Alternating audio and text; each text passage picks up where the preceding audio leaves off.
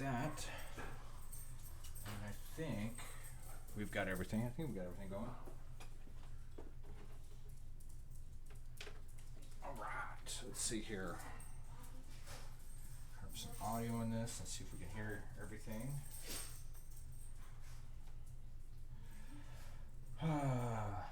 Let's see here. All right. I'm going to hand this off to somebody real quick. Let's see. So people can see me, so I'm just doing some technical things here real quick. If everybody out there in Age of Sigmar land, right? Using a couple items right now to get everybody streaming and talking. So give me 1 second.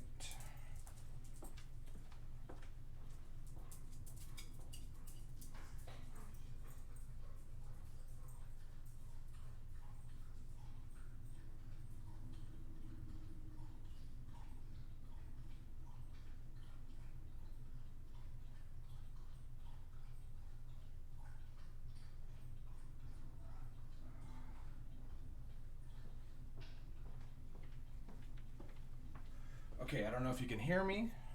Go ahead, Jeff and Matt. Can you guys talk and see if this works? Good evening. Good afternoon, evening. Where are we on that spectrum? So I think we're afternoon for sure. Afternoon. Still an afternoon. Fair enough. So that was we got Jeff and Matt from Austin. We're gonna do some if you see it on my one camera. So there's gonna be some technical difficulties during this stream. Not because they're difficult, it's just because of the way the two cameras are set up. So this camera right here, it's perfectly rotated so everybody can see it. For Discord, when we start talking about things, you'll see me kind of switch it around and flop it around because Discord, you can't rotate the screen on Discord. So it's going to be difficult. But so I think we're good. Asmo Paint says they can hear all three people. So let me do one more mic check here. Asmo, can you hear me clearly? I'm gonna keep talking until I get a response, and then we'll go from there.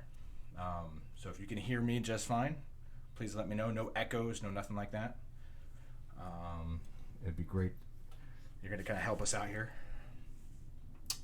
Okay. Now I'm going to pass it off to Jeff. Jeff, kind of just start talking and make sure there's no echoes and whatnot. Hello. Is there an echo? Can you hear me? Is this all right? Yay. Words. Move him out of the way.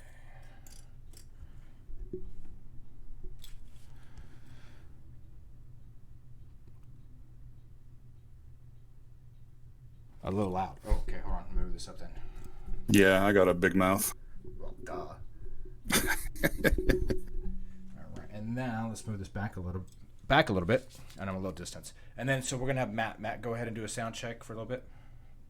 Mic check. 1, 2. You have a 15-second delay for everything that goes to Twitch, so it's going to be at least 15 seconds before anyone replies to this. So if I ramble for a full 15 seconds, then you should get to the point where maybe there's a response to me rambling successfully before I finish rambling. But I'm about out of things to ramble about, so that's probably not going to happen. Well done. So, very true, Matt, not Mike, but yeah. Excellent. So yeah, I sound a little distant, but it's okay, right? It's doable. Like you can still hear me because I'm talking right into the mic. It might just be the audio between Discord and everything. So let me see. Maybe let me mute myself on Discord. How's that sound? Muted Discord on the mic side of me. I can safely say that we can't hear you on Discord now. Oh, that's true, huh? Okay, that's right. Never mind, I can't do that. There we go. Never mind, I can't do that. Only when I step to the side. Got it. All right, cool. Well, this is going to have to do. We've got it working. We have it working. All right. So let's start the shindig the right way, right? So let me get my little screen. So hello, everybody out there in the interwebs. This is Ski with the Citadel Ski. Aha, skis everywhere, right? Today, we are going to do an unboxing and a deep dive as best we can. For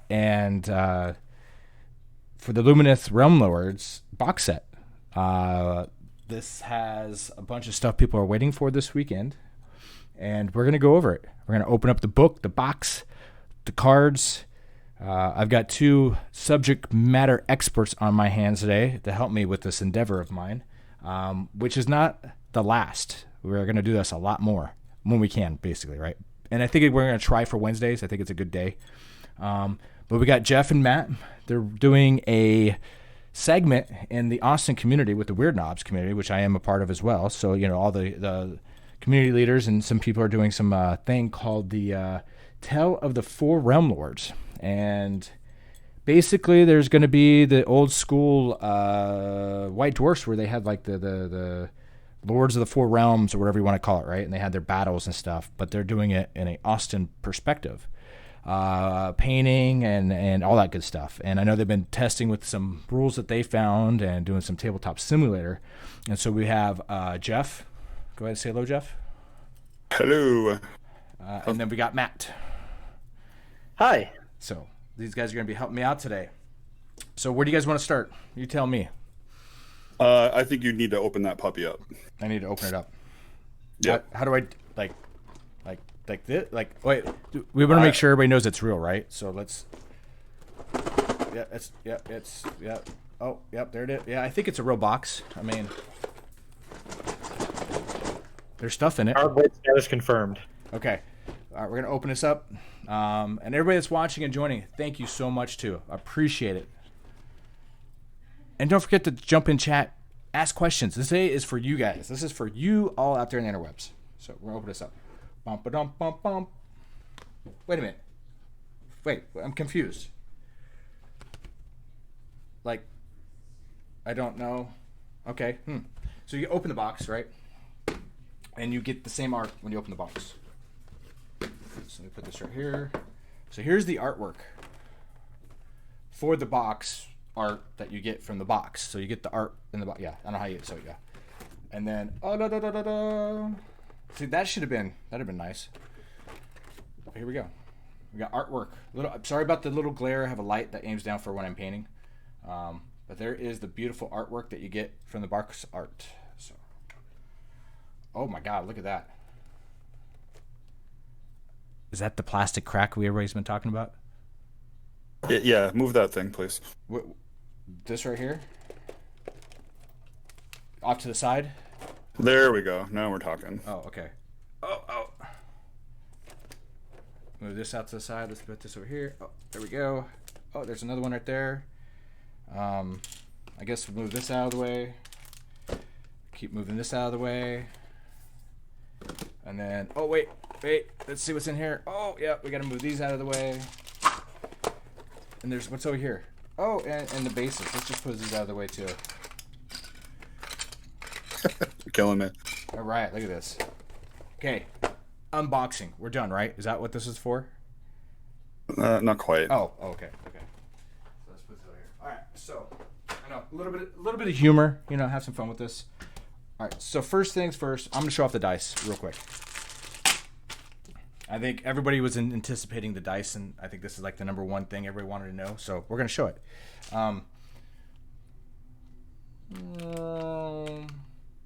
These are called 6-sided dice, right?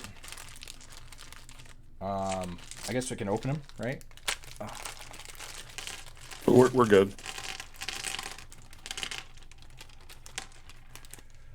So that's what the dice look like. Very clear yellow, right? What do you think? They're more functional than a lot of the dice that I've seen from Games Workshop recently. They're the smaller ones that they have. I think that's the same one they had for the 40K 7th edition box, and I actually really like those. Yeah, I'm a fan too. They're great. Easy to read. So you got to roll them. If you're going to show them, you got to roll them. Look at that. A little bit hard to read depending on the angle. I'll have to say that. But I think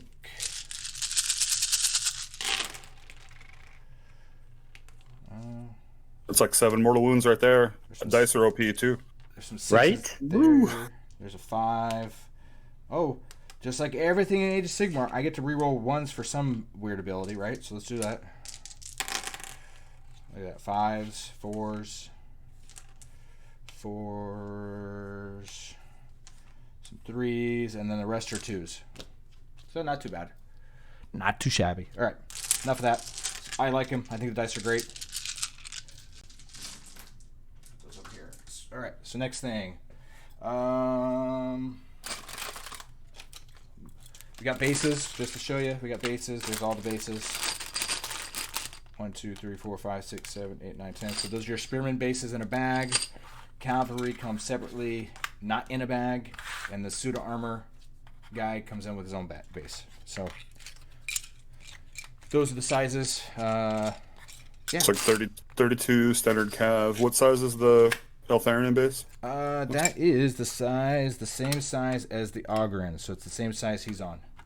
That's a 40 mat or 50? Looks like a 40, yeah. So 40. Same base.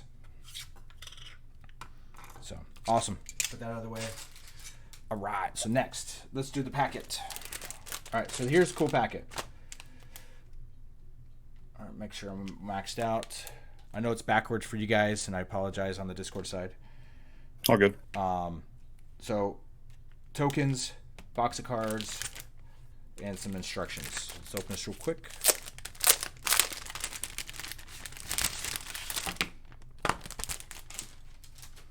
All right, so you get a book on the Realm Lords. There we go. So you guys can see it on the Discord, and then everybody else can see it on camera.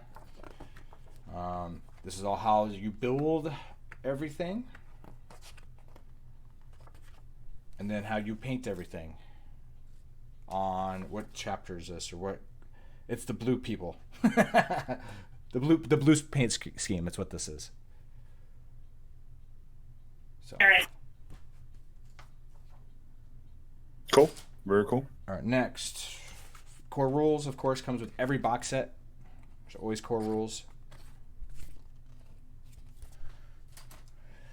So you get tokens, obviously. Measuring tool. I guess these are ether quartz. I don't know what the mountain's for yet. There's a mountain here. There's the stance for them that they use. These are all the stances right here. Actually, no, that's not a stance. I don't know what that one is. Oh, let me turn it on for you. Oh, maybe flip them over, yeah. Let me see here. See what the back looks like. So there's the front. Because there might be some text on the back as opposed to just images. Nope. Just more pictures, okay. Same pictures. Then that's got to be Aether Quartz, and I'm not entirely sure what the other ones are. Maybe objectives. Oh, do they have something like a mini box game or a scenario or something? Possibly. Yeah, it does say objective markers. There we go. Right there. So 1, 2, 3, 4, 5, 6, 7, 8. Okay. I don't know what this one's for because it's a mountain on one side. And a weird female looking in a whole head face. I don't know. Almost looks like Lord of the Rings, type feel right there. Oh, let me get right there. Right there. I'm not sure what that is. Yeah. All right, so you get this. Pretty cool. I don't see the measuring tape like they show in the pictures. So like there's like an actual measuring dealio. The 3-inch widget. Yeah, there's not one in this box. Interesting. So then you got the cards. Let me pull this out real quick. As I unbox this, you guys want to say anything, talk about anything? I'm just excited to finally get official rules instead of trying to translate stuff from German and, do a whole bunch of things that I'm really not good at. Oh, come on. You like having 3 Linton Truppen. I did. Okay, so these cards are very hard to get out of this box, by the way, because the way they put the sticker on. So hold on. And I'll show you why. Oh, I think they're just childproof and you're having difficulties. well, you say child. I would say something else, but I don't want to offend anybody. I see how it is. Yep. Okay, so you have this piece of plastic that wraps around the long part of these cards, but the problem is they're not coming out of the box right. Oh my gosh, really? They almost feel like they're stuck in here. I don't know. There we go. There's one. Oh, there's the ether reserves. Oh, once you get one card out, they all fall out. There we go. Jeez. Oh. All right, there you get the box. There we go, box. All right. So you're going to get, and I'm just going to lay these out. So you're going to get so battle trait, battle trait, battle trait. So these are all the Ether Court Reserve battle traits. Then you're going to get a faction, artifacts of power of a certain faction, looks like. There. Then you're going to get more command trait, artifacts of power. For them, so those go hand in hand. Spell lords, or spells. So let me put these up here. I'm just trying to separate these real quick. Lore of the High Peaks. I don't know what these things are. I think it's their abilities. High Peaks. Lore of the High Peak should be one of the two spell lores that the book has. Yep. I think the other one is something related to light. I forget the exact name. Lore of Hashish. Hayish, or Hayish, whatever it is. Hayish. That keeps it simple. Yeah, Hish, I think. Hish. Oh, okay, I see what they did. So that's this. These go here. They only get this. And, oh, wow. Okay, so they really did a number on this. Okay, so first, these are the battle traits of the cards for the Ether Quick cards. Reserve cards, so they give you... Should be 4 of those. 1, 2, maybe. 3, 4. Yep, there are 4. Okay. Yes, it's upside down, guys. I'm sorry. Good. I'm watching it on Twitch. We're good. Okay. Yep. Then you've got... I'm going to say those for a second. So then you got the spell cards. Let me pull this out just a little bit. So they give you cards for each spell, all the spells in that lore. Yeah, which are super handy because when you're rocking Techless and you can cast one of 12 spells, those are really handy to have. Yeah, that's where you want a quick reference more than anything else. So these are the first 6. My favorite so far is Solar Flare. Just saying. Solar Flare is cool. I like Solar Flare. We'll go over that maybe a little bit when we get done. So here's the other spell lore cards. There should be 6 more.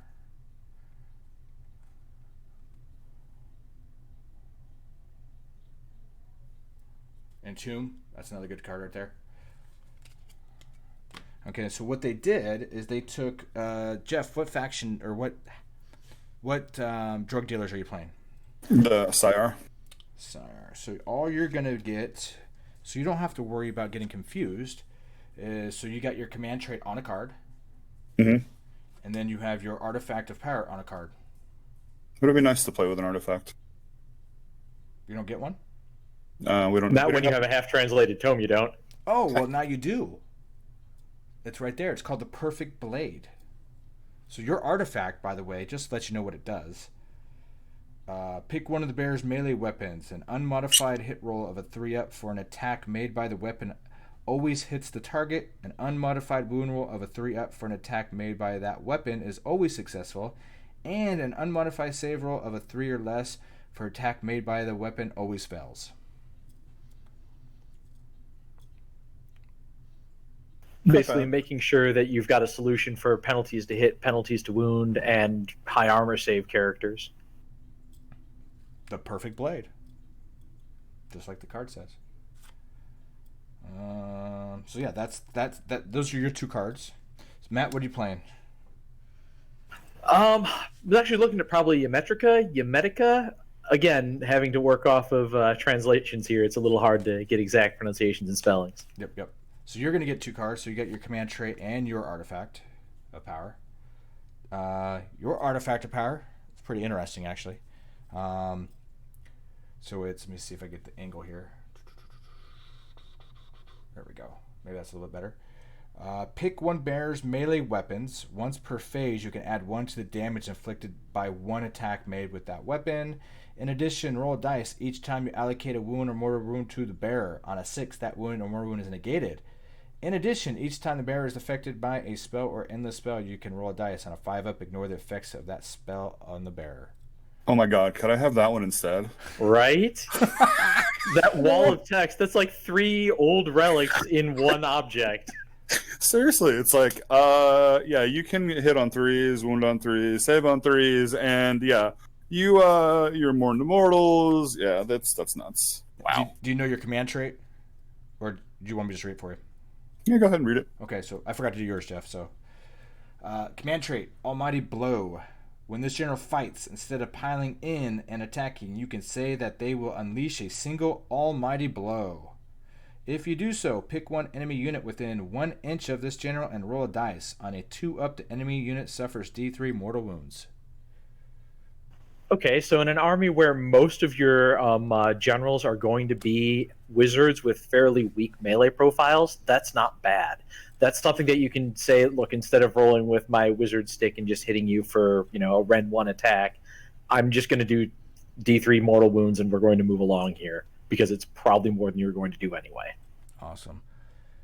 What's going on, brother Zeus, man? Good to see you. I've been a while, man. I've been so busy. I'm glad you stopped by the stream. Hopefully life is treating you great over the pond or the seas of fun. Hope you're doing safe. Hopefully you're enjoying Ghoul Slayer, by the way, if you've gotten to it yet. I'm not sure if you've gotten to that book yet.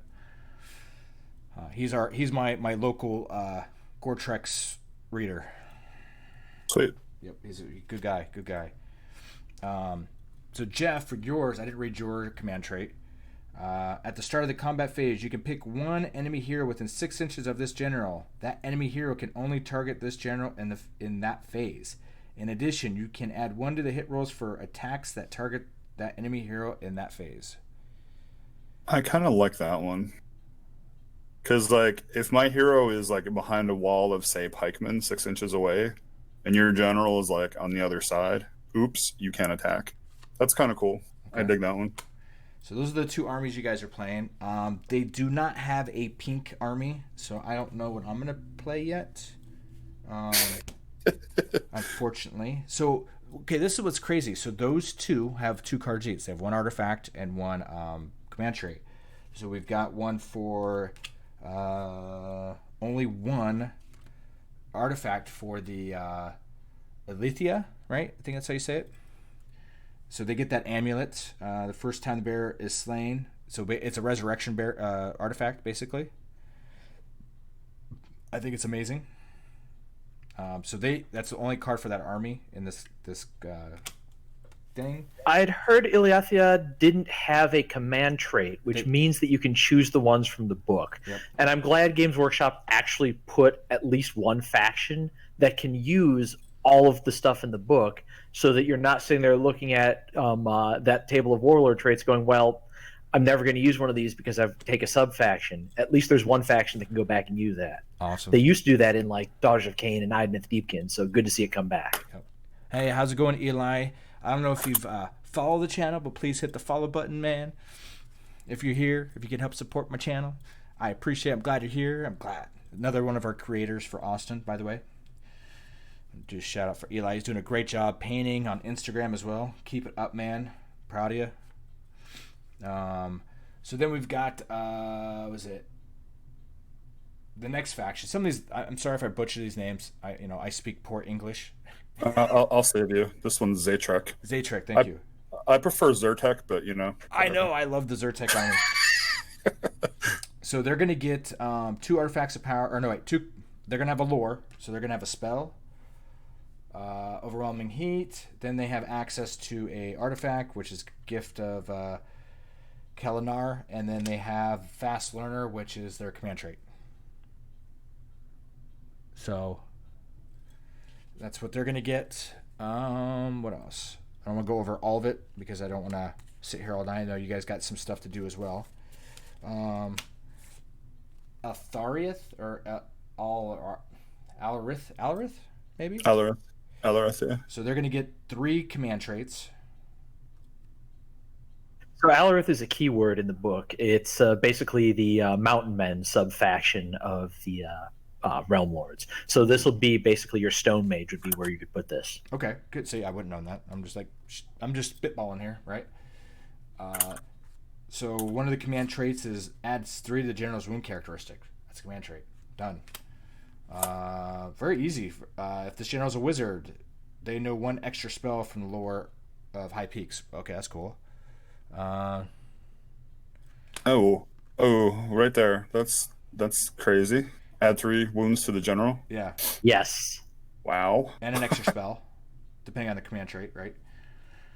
And then the other one is add 1 to the bravery characteristic of friendly Lumineth Realm Lord units while they are wholly within 12 inches of the general. In addition, subtract 1 from the bravery characteristics of enemies within 18 inches of the general. So it's a +1, -1. What's going on, Dark Wind?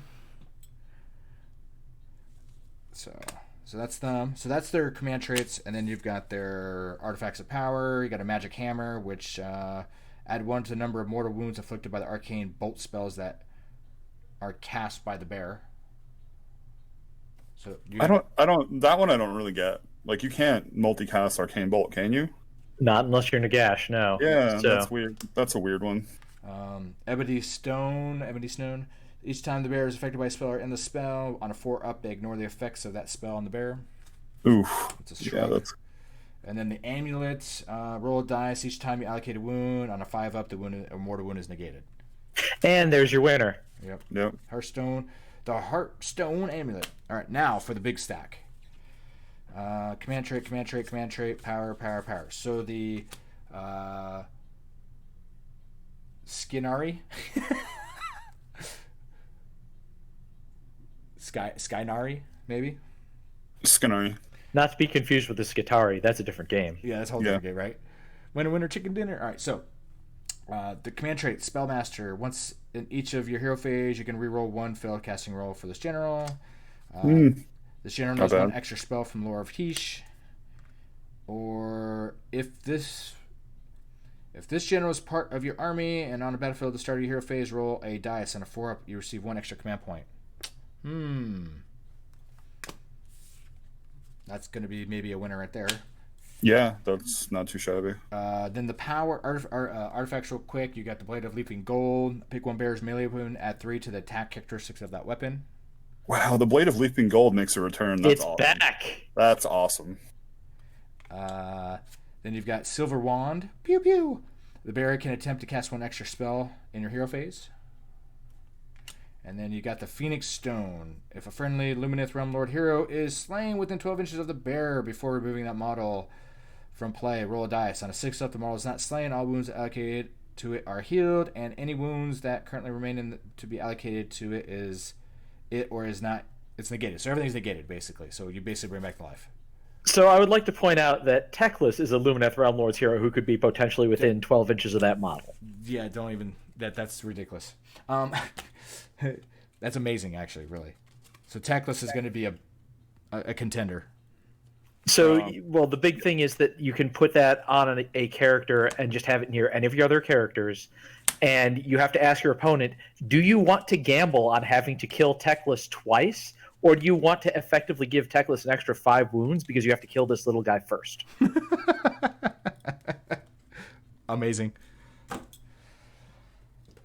So next, everybody's been waiting for, right? There we go. You can see the book. Oh, wait, never mind. Wrong button. There we go. There it is. Yes. There it is. Oh. So, golden inlay. Gold inlay. Purdy. And look at that. The pages. Very nice. And then you have your little cord. You did it. All right. Wow, what's up, Barrel the Painter? So again, I hate to keep repeating, but if you haven't followed my channel, please hit the follow button. This is going to happen more and more as we can. So what we're going to do is, how do you guys want to do the book? You guys are the experts. What do you want me to do? I'll just start flipping, man. We'll yell stuff. I mean, I'll yell stuff out unless Matt has a better idea. Okay. If that works. Works for me. Okay. I'm going to try to do it without the glare, obviously. So let's see here. So we'll go from there. All right. We're going to start just hitting. What's going on? Commander Man, Dino Cat 2. Hey, guys. Hey, everybody. So, contents. Let's just go with contents. You got the Elves of Haish, the Age of Myth, Rise of Enlightenment, the Toppling of the Spires, the Elemental Pact, Radiant Nation, the War of the Spirit, the Teclan Vanguard of Metrica.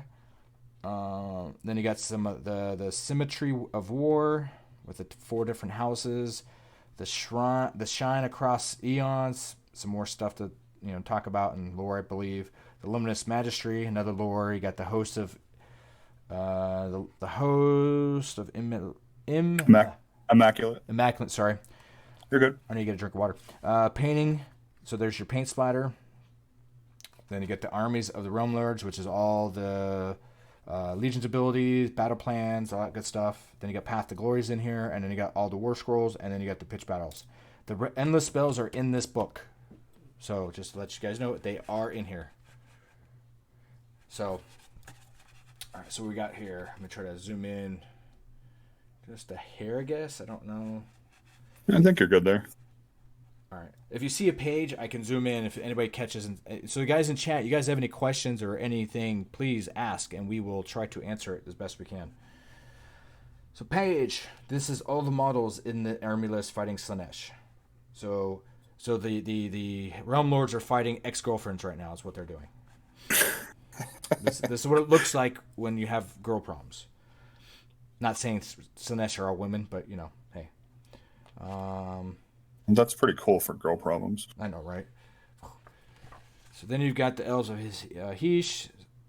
Tells you all kinds about lore, Realm of Lights, Warhost. Here's some awesome art. Again, I think we've already seen this. So,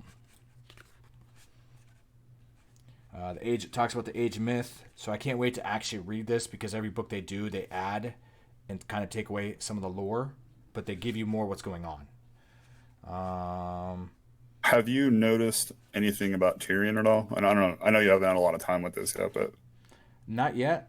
Last thing we know, I don't know when the Forbidden Power book takes place on time frame, especially with the elves, these elves. But the two brothers were pissed off at Sigmar, right?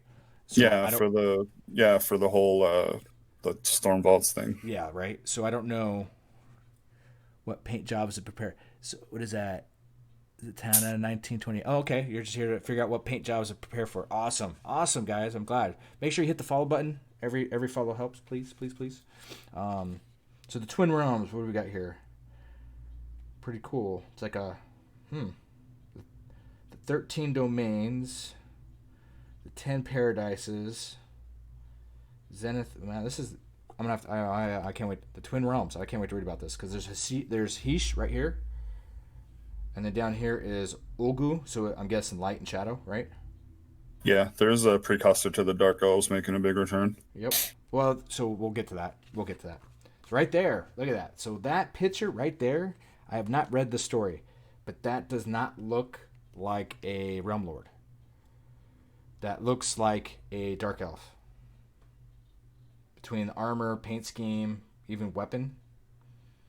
So once I dive into this, we'll look. But it also looks like this person's in the same outfit. So I don't know. It could be a faction of Realm Lords. Wubba dub dub. Thank you for the follow. Thank you so much. So Topic of the Spires. Then you got the Elemental Pack. The 10 Paradise of Light. So this is the map of it, and then this is how it looks like with color in a dimensional ways.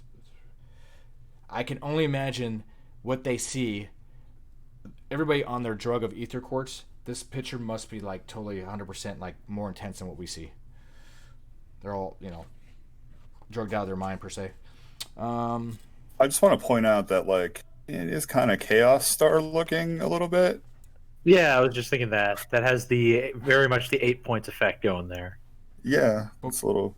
Maybe this weird. is where Archaon started first, and then he got booted out because he was the weak man of the group. The weakest link. Oh, that says Tyrionic too.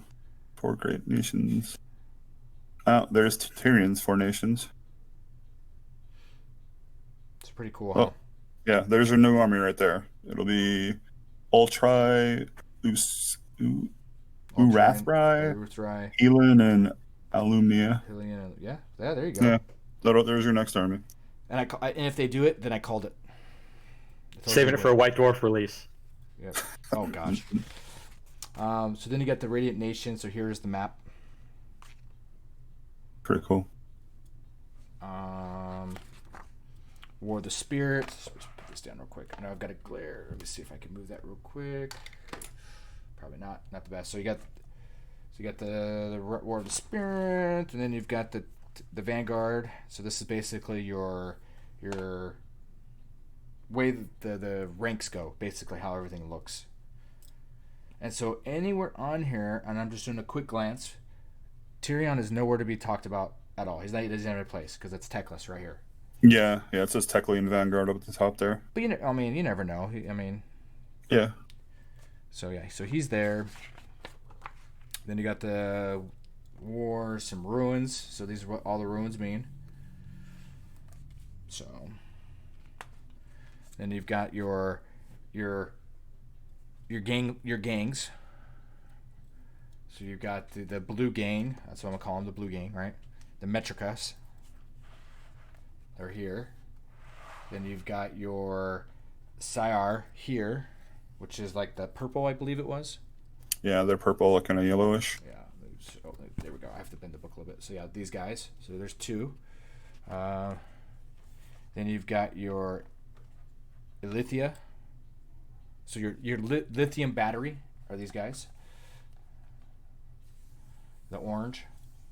Yeah, they're I think the coolest looking ones in my opinion. I like that scheme a lot. It's a super cool looking scheme. And then you got the Zyrtex, which are all about magic. By the way, these guys are like a magical. So there are some cool things about all four of these.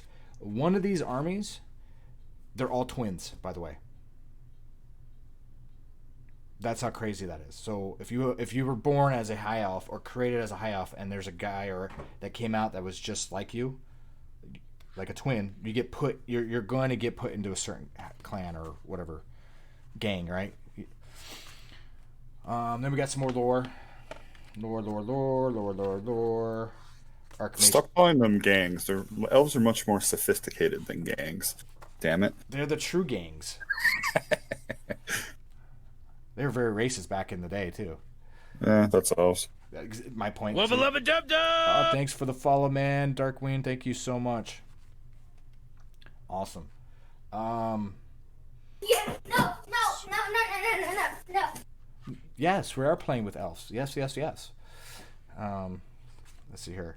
So you got Archmage Teclis and his little creature, the Kelnar. So there's some nice artwork there, some fluff. You got the suit of armor right here. You've got the Veld. Like, she reminds me of 300. You know, the freaking the chick where all the people are watching her dance. Oh, you mean like the mystics or whatever that would like do the prophecy thing? Yeah. That's what she reminds me of. On the Oracle. Yeah, I remember that scene. Or that's what it is, the Oracle. Yeah. The Oracle. Yep. Then you've got the Shining Companies of Heesh. So here's your Wardens of the Horsemen, right? Yeah, the Dawn Rider. Wardens are the spears. Or the Spears. Yeah, Wardens are spears, the Sentinels are the bow guys, and the Dawn Riders are obviously the horse dude. Gosh, see, I didn't go that far. So those are your three battle line per se, your frontline fighters, basically, your mooks. I call them mooks, but whatever. Then you've got your stone mages, your stone guard.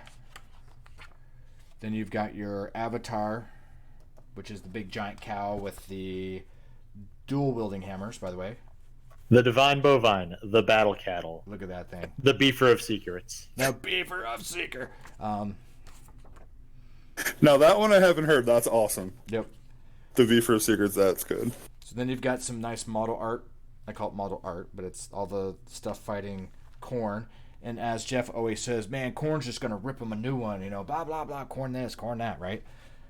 Hey, I've been waiting for this army forever, but really I think my Khorne's going to kind of take it to him a little bit. Take it to him, all right. And then we're going to show off some models, some paint schemes real quick. Well, you're not going to see a lot yet. You're not going to get the paint splatter. So you got the Teclis diving off his mount somehow, very magically, I guess. Diving board. Maybe it's Olympic swimming challenge. I don't know. T-pose. Then you've got the cow. More cowbell, please. Which he has plenty of cowbells somewhere. I know he did. He's the tassel king. Sorry, not the bell king. Well, if it's cowbell, he's got a fever. Yeah, right. Then you've got the suit of armor. the Oracle. You've got the Cavalry. I like that red though. That's really nice, crisp white and red. I really dig that. You got the Bowman. The coolest model I think of the Bowman is the High Sentinel, the Skyhawk Lantern, because it's falconry. But then I guess there's two poses now that we didn't see both. We only saw this one. So you got this one over here. Oh, that's cool. Yeah. So he has the lantern, and then he has the hawk. That's cool. Sitting up on the. Oh, nice. Then you've got hammers, whatever you want to call them. I call them hammers, but Stone Guard, right? There's the leader. I really like this paint scheme. I'm going to zoom on this. It's really crisp again. So, let me try to get... So, here we go. True Storm. So, I really enjoy that paint scheme. Very clean, crisp. It has very good contrast, so you're not overtaken by any one thing, per se. You can see it all. I'm a big fan of that. What do you think? There's only one problem with that paint scheme. What's that? It's red.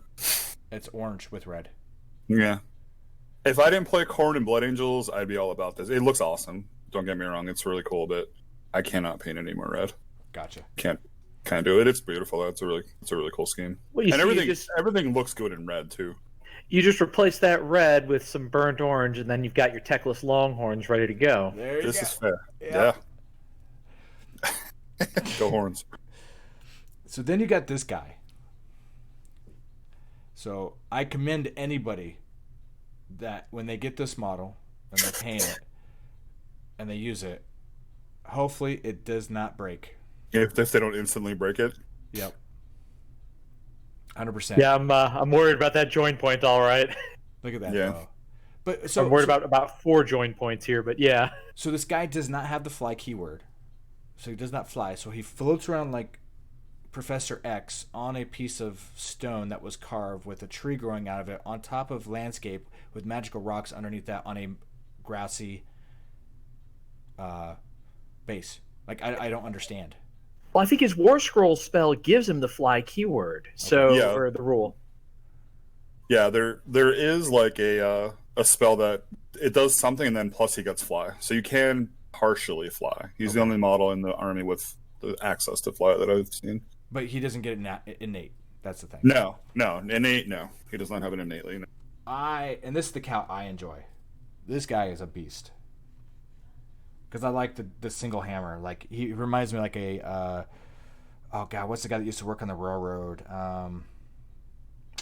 History. Can't remember his name, but he looks like he's ready to get down, smack some rails for the railroad. Very cool looking. I don't know. I was very not sure about the cows for a while, but I think they're super cool. I'm on the cow train for sure. I love them. You're on the moo train. John Henry, that's it. John Henry. Yes. Thank you so much. I was thinking Paul Bunyan, but I knew that wasn't him. Paul Bunyan's the Canadian tree cutter. Yeah. Well, I don't know if he's Canadian, but he's the tree cutter. Yeah, he could. All right, so I'm gonna go to. Okay, so I don't know if these guys are trying to say something or compensate for something, but man, these spears are freaking huge. Until they break. Yeah, until they again another model that I can't wait to see how many people talk about their spears breaking. Yeah, transportation for this army is not going to be easy. No, but Magnetic cases, it's the only option. Yeah, and they look gorgeous. So don't get me wrong; these guys are amazing. Yeah, I really like how the spears slot into shields like that. It's super cool. Like they're supposed to. Yeah. Ooh, I didn't catch that. That's really good. Yeah. Yep. And I haven't seen them in person yet, but seeing a unit of 20 ranked up on Tabletop Sim, it looks super cool.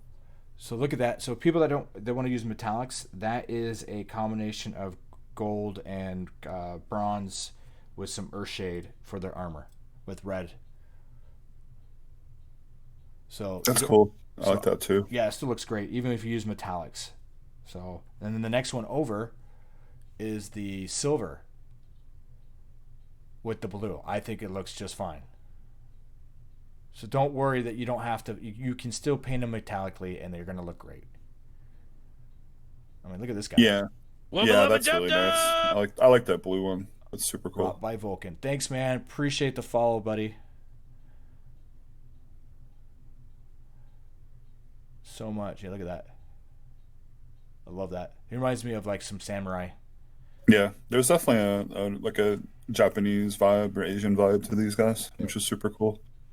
Now look at this picture. What like is this like herding the cow? Like, this is the herd formation? Just waiting for Twitch to catch up. Oh, not a problem. Oh yeah, that's cool. You got freaking squigs and trolls, and you got a cow center point. So I'm guessing his range is like a 4-inch range, 3-inch range, right? Must be. Well, I mean, you want to talk about your 300 references. You got a bunch of spears surrounding your centerpiece here. You got spears. That's your end scene. You got the spears on the side, and then you got the stone guard up front of the pitcher. Yeah, they're very cool. That's cool. All right. So here's the host. Oh, back out a little bit. Here we go. You got the host. Here we go. Paint splatter time. I know some people are looking forward to this, right? So I'm not gonna go in detail, but I'm just gonna show you how much paint splatter's in here. So this is the blue paint splatter, the blue army. It's the Metrica. Yeah, the Metrica. If you're using GW paint, Metrica, skin, of course, bows, details, ether quartz, stallion stuff, detail stuff. Then you got the sheer or the veil, smoke. Some of the other faction, Alrith or whatever. Some stuff from them. The Zyrtec people. Here. Some other stuff here for the other faction, the red ones, the orange and red. Man, that's a pretty substantive paint splatter. Yeah. Wow. Some more Metrica right here. Some more stallions here. Then you got basing. All here. And then it goes into abilities and war scrolls. Now, I wonder, do they Yay. still use the classic paint description on that, as far as, like base, wash, dry brush, highlight, and stuff? Well, let me see. Or do they have something that takes contrast into account occasionally? All right. Well, I'll do that real quick here. We'll just go for the first one. Undercoat. It's going to say you spray your model with Wraithbone. This will give you a bright foundation. So Wraithbone is one of the contrast primers. Bright foundation for a subsequent base coat and layers of contrast paint. For the best results, follow the instructions on the spray can and make sure you give it a really good shake. Apply 2 thick coats of so the same. If you're going to use contrast, you're going to use Wraithbones. But in the description of the armor, we'll just talk about this armor real quick. It's apply 2 thin coats of Corax white base paint to the plate armor section. So they base coated it Wraithbone. They put 2 thin coats of Corax white base paint. Then they applied 1-to-1 mix of Dryad bark and lemon medium to the armor trim and any areas that will later be painted gold. Tidy up with Corax white, then add a highlight of white scar to any of the edges, such as those on the helm. Then it goes down to say layer the trim with Liberation Gold, avoiding any areas that are going to be ornate gold, such as the Obsidian breastplate. Carefully apply and highlight the Runefang steel to the edges of the trim. So they do not. They do give you a tip. It is good to practice apply a coat of the varnish spray or storm shield to your models to protect your paint jobs against the wear and tear of battle. Yeah, it looks like the skirt there on the right, it has something about contrast. Ultramarine contrast paint. So it looks like there it is. So they mix and match. Okay, so they don't say always use one thing, always use the other. Good to know that the newer battle tomes are taking that into account. And it's good to hear 2 thin coats still coming out of Games Workshop with or without Duncan on their payroll. Yeah. R.I.P. Duncan. So the underskirt, apply a base coat of Altonic Blue, shade the recess of Ultramarine Blue contrast paint. So they're using, so that's good. They're mixing it like really well. Okay. Yep. I like that. So yeah, that is good to know. Good to hook, right? Yeah, that's cool. So let's see here. Basing. So we got Legion's abilities. So these were on the cards, I believe. Some of these were. So the reserves were on the cards. Make sure I don't get a... So we got the Ether Court Reserve. Those are cards. Here they are in detail. Absorb Despair. Lightning reactions. Can you bump that up like an inch? Like zoom Just in? so everybody can see it. No, just push it up a little bit an inch so we can see the whole page. Oh, there we go. Cutting off a little bit at the bottom. There we go. How's that? Better. There we go. Lightning reflexes. Lumineth Great Nations. So they tell you all about that. Here are all the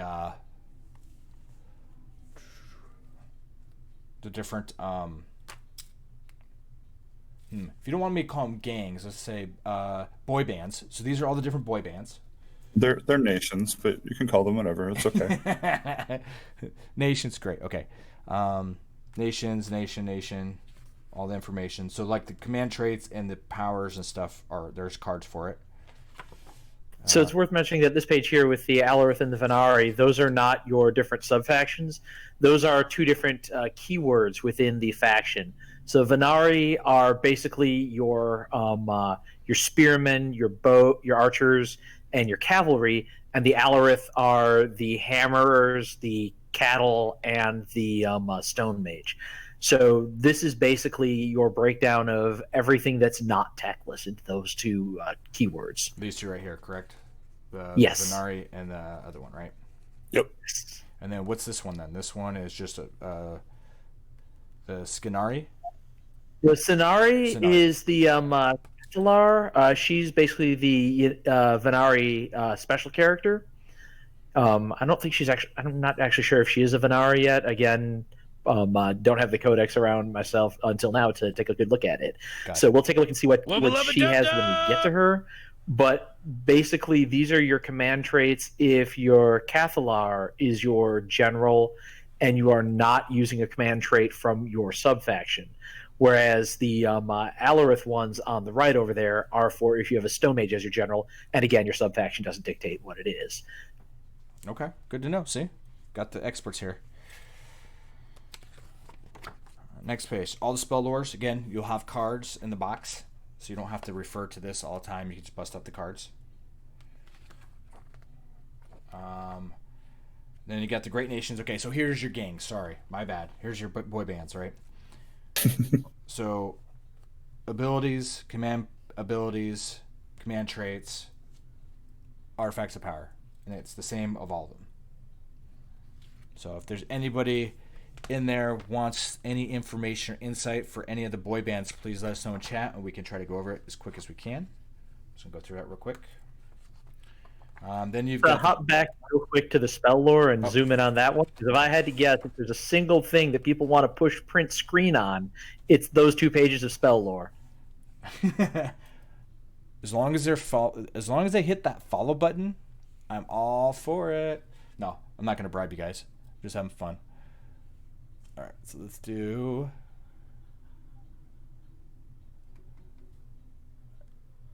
Hold that for a couple seconds. 1000, 2, 1003, 1004.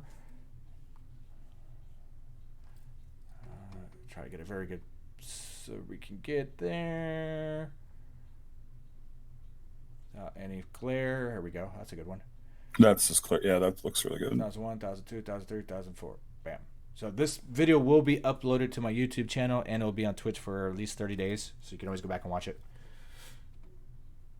All right. Thank you very much. I appreciate it. Yep.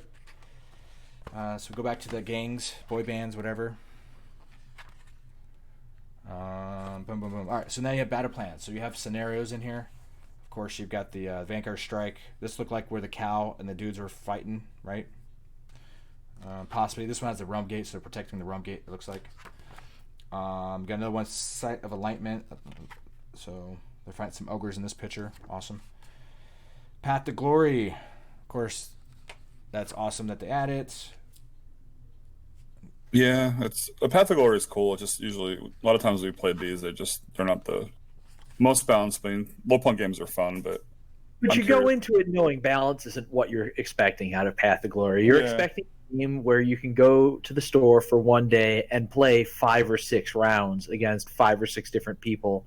And it's just a sample against, okay, so what does this army sort of do and what does your army sort of do? And don't worry too much about who wins or loses, and it's fine. Yep. Yeah. Yeah, as long as you're going into it thinking that, you're good. So then we've got the War Scroll battalions. So we got the Techland Vanguard, which is everything, all the battalions under one roof, which is really nasty. So I never get to really play these because they're not conventional games, by the way. And one, you have to have all the models, which is a lot to. But this ability, roll a dice each time you allocate a wound or mortal wound to a friendly unit from this battalion while it is wholly within its own territory. On a 6, the wound or mortal wound is negated. It's definitely a very powerful ability, but yeah, as you've mentioned, that's a minimum probably 3,000 to 4,000 point army right there that you're looking at. Yeah, just the 2 Dawn Rider Lance formations. That's 240 points right there. That's not counting the units of Dawn Riders. That's like 500 points. Yeah, it's 2 to 3. All right. So then we've got the battalions themselves. You want me to go to each single one, or we just want to? How do you want? I think one shot is good. These are, new battalions are pretty basic. I think a big shot of them is fine. Yeah. The biggest thing to note here is how flexible these are, especially compared to some of, again, the older codexes, or battle tomes, sorry, where you see things in like Daughters of Cain or Idoneth Deepkin. There's occasionally something that gives you a range on how many units you can add, whereas here you're looking at a one of 2 different characters for the Alarith Temple and then 1 to 3 units for the last thing. It makes it very straightforward, especially with Aurelian Legion, to make a 2-drop army where you either grab Aurelian Legion, Alarith Temple, and you're done, or you grab Teclis and either an Alarith Temple or an Aurelian Legion. Dawn Rider Lance is no joke either. The problem is, we're going to get to this later, my understanding is Dawn Riders are not battle line unless you take matching sets of Wardens, the Spearmen. Yep. So whereas the Aurelian Legion and the Alarith Temple can fulfill your battle line requirements within a single battalion with additional pieces on top of it, the Dawn Rider Lance ends up being basically your second battalion after you already have something else satisfying your battle line. Either way, it makes for a very flexible kind of initial starting point for an army, especially if, like I said, you have Teclis to fill 660 points. Just grabbing an Aurelian Legion and saying, I'm going to fill this out, is basically building your way to 2,000 points without having to stress too much. It gives you a great starting point to build the collection from. Awesome. Good to know. Good to know. Very good to know. So then we'll go into some battle war scrolls. So, first things first. Teclis. I'll even tell you the points. I know everybody probably sees what's floating around, but it's not in English. But for Teclis, just to double check, he is 660 points, and he's a leader and a behemoth, and he's unique. So only one Teclis allowed. For 660 points, I think I think he's well worth the 660 points, honestly. Just for what he can do. And then especially if you again, like we talked about earlier with the artifacts or different, another hero, it's like, do you want to kill Teclis twice? So, what do we want to mention in this? Anything in particular we want to hit real quick on War Scrolls or on Teclis or anything? So my take on Teclis in particular is that there is a bit of an arms race in casting values, bonuses to cast, bonuses to unbind. And Teclis's automatic spell values and single automatic unbind are basically the latest iteration in that arms race. It means that if you've got a newer codex that you're up against, something like Seraphon's Croak or Tzeentch, you are actually in the Magic game and you are competing at parity. There's a 660 point price tag on this guy for a reason.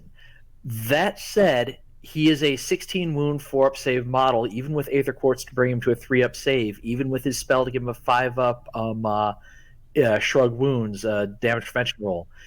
If things go wrong or you're up against someone where that anti-magic is not important, he is a big investment that can go away very quickly. And I think that's a better balance point than a lot of people I've talked to give it credit for, because in some games he will make the game and in some games he will break it. Gotcha. Jeff? Same. I mean, the cool thing about him is like he's a huge support piece. He can look at those 2 spell lores, pick what he wants. I mean, if you look at his spells, he can auto cast 4 at 10. Is it 3 at 11, 2 at 12? I believe. Yeah, he's baller. He's really good, and I think you're going to see a lot of lists with him up front, out of the gate.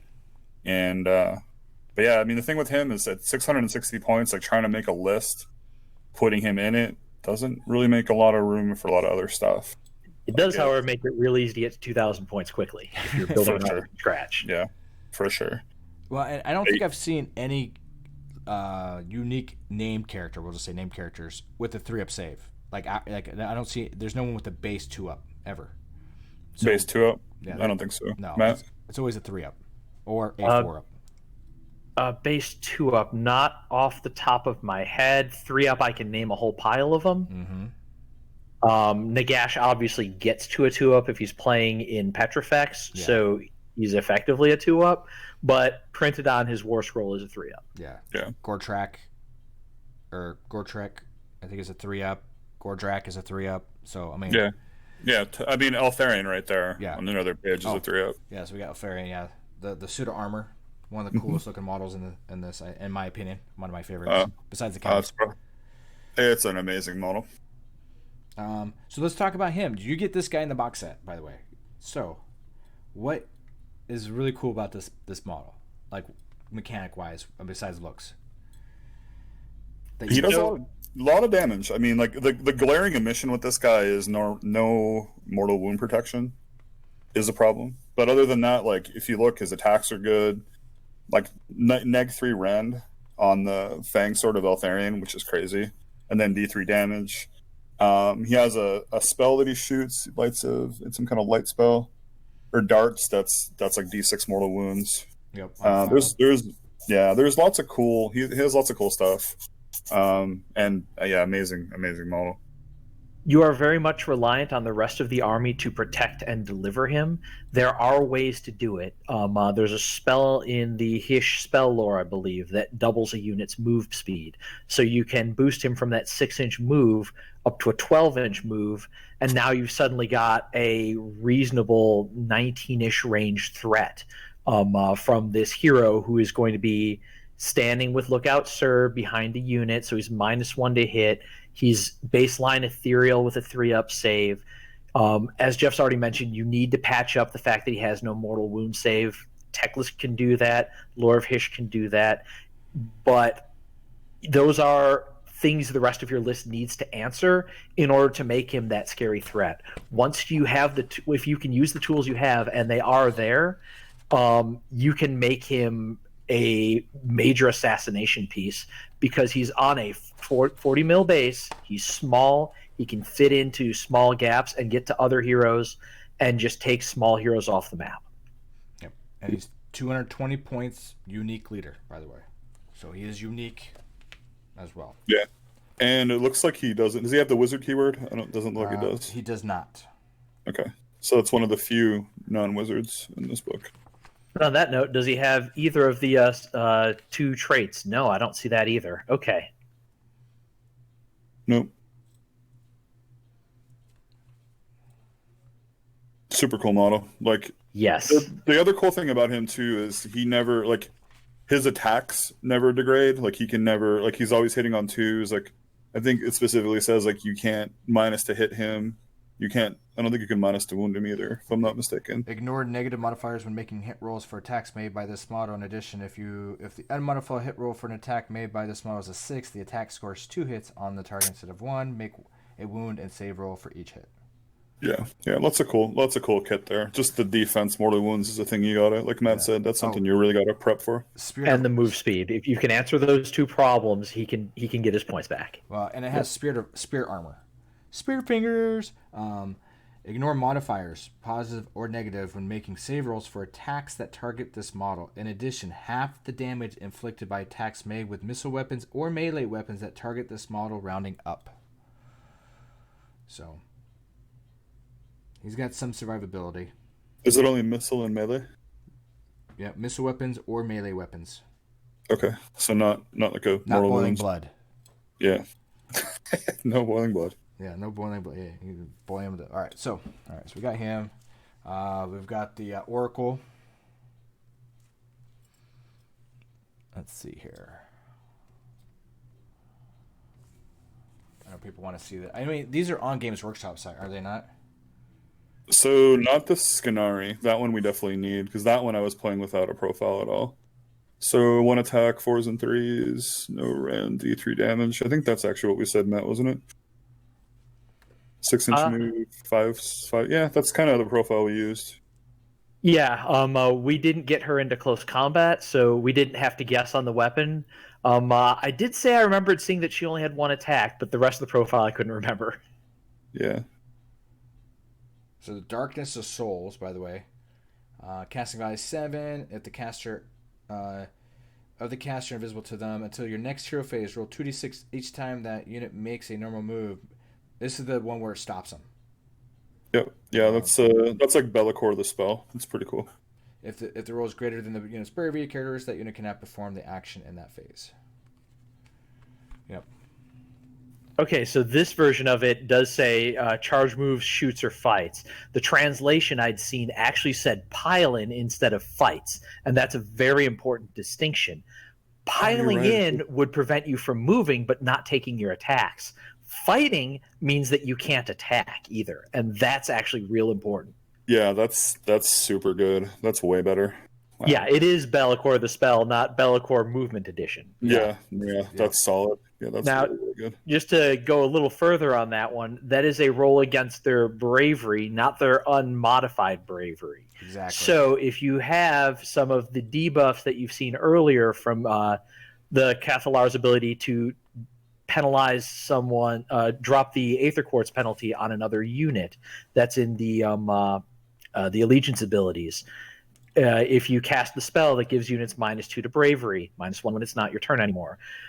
If you use that warlord trait that gives your units a bravery bonus and enemy units within 18 a -1 bravery, you're getting to the point where you can have things like a death army at 10 bravery, drop them down to a 6 or 7, and suddenly the average roll is going to be that they cannot move, shoot, or fight. Yeah. And that's important to keep an eye out for as a potential combo that you can either use or have to deal with if you're not playing the army yourself. And she's 140 points, and she's a leader, and she is not unique. Just to give you a perspective on that. Super cool model, too. I really dig that model. We got the horsies. Yeah, these ones we have. These are on the GW site. Okay. Let's see what else we got.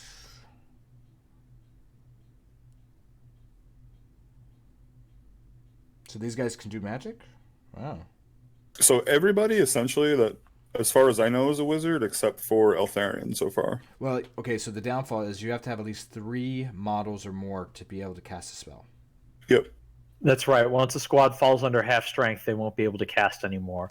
I believe most of the Alarith stuff, with the exception of the Stone Mage, I have not seen them with the wizard keyword.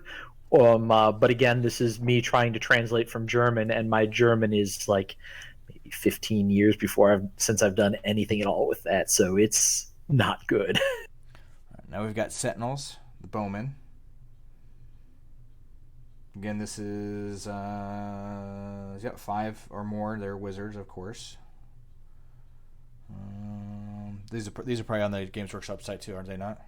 Not them, no. They're not in the box. Okay. Well, they're not in the box, so they're not. They didn't put the war scroll. Oh, that's right. Never mind. You're right. Yeah. Yep. I forgot. Yeah. I think. I kind of think they should be in the box, but it's cool. I'm happy with what we're getting, but I think they would have been a good addition. I don't know. Let's see if I can see this right. I don't know, but I'll have to probably zoom in. So they have 2 missile firing ranges, 18 and 30. Aimed and loft. The aimed one is 1 attack, 3/4, -1/1. Loft is 30 inches, 1/4/4, no rend, 1 damage. You got some close combats, 3/4, -1/1. 1/3/4, no negative, 1 damage. Sky Lantern. Let's see here.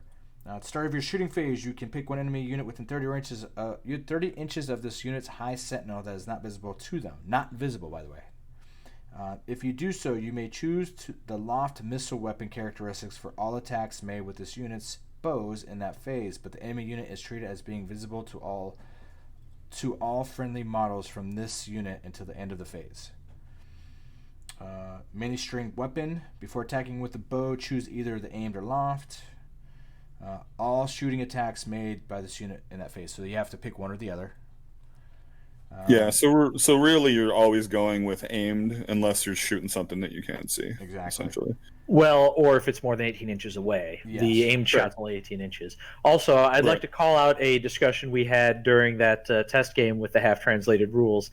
A High Sentinel is armed with a Champion's Blade instead of an Aurelian Bow and Dagger. Oh, yep, there it is. Bummer. Wait, where's that? So one model of this unit can be a high sentinel. We got here is liked the stream. Oh, thanks, Kyle, man. Appreciate it. High Sentinel is armed with the Champion's Blade instead of the bow and dagger, and they carry a lantern. Yeah, so essentially that dude, you still get 9 shots out of the unit, not 10. Gotcha. We thought it might be 10, we thought it might be 9, but there you go. It's 9 shots. And you're not going to pull him as your first casualty because if he's dead, you lose your wizard. Yep. Well, we'll see, then. Yeah, High Sentinel of this unit is a wizard while this unit has 5 or more models. Yes. So he is your wizard, and he's also your I can see you within 30 inches, regardless of where you are. Gotcha. Some metal weapons. If the unmodified hit roll for an attack made with a bow is 6, the attack inflicts 1 mortal wound on the target, and the attack sequence ends. Do not make a wound or save roll. Yeah, so the spear dudes, which we kind of skipped because the Royal Scrolls on GW side do the same thing. Oh, we haven't skipped the spear guys yet. They're next. But we did skip the Dawn Riders because, same idea. They're in the box, so they're in the website. Oh, Sun Metal. Yeah, I'm sorry. Yeah, and then the cool thing is the spell will give you the mortal wounds on a 5 or 6 if you get that off. Yep. And then so everybody has Sun Metal weapons. It looks like. For your the Venari. All the Venari do. Yeah. So then you got the Spearman. That's on GW. Yep. Okay. Got the Stone Mage. Hopefully we're not taking too long, Matt or Jeff. Hopefully. Oh, we're good. We're still good. So the Stone Mage, range 3, D3 attacks, 3/3, -1, D3 damage. Start the combat phase. You can say this model will adapt the Stone Mage stance. If you do so, this model and any friendly Arthurian Stone Guard units wholly within 12 of this unit cannot make a paladin move in the phase. However, to the end of that phase, improve the rank characteristics of melee weapons used by this model and those friendly units by 1. So this was another area where I was a little fuzzy on the translation. The translation on this was correct. It said improve the rend by 1, but the whole theme with Alarith has been reducing rend or removing rend. So I was a little curious to see if that was actually reducing incoming rend. It is not, and remember that this is Alarith Stone Guard units, so it won't actually work on the battle cattle. It specifically is just the Stone Guard. That's a shame. I was kind of hoping I could use it for the not the Heart of the Mountain. No, Avalanor, the Heart of the Mountain, but it won't work. Yeah. So, and then his spell is casting value 5, gravitic, I guess. Redirection. Gravitic. Enemy unit 18 inches.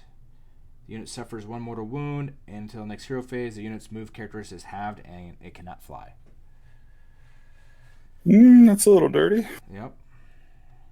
What's the cast value? 5? Ooh, yeah, that's not too shabby. And the Stone Mage is 130 points leader, not unique.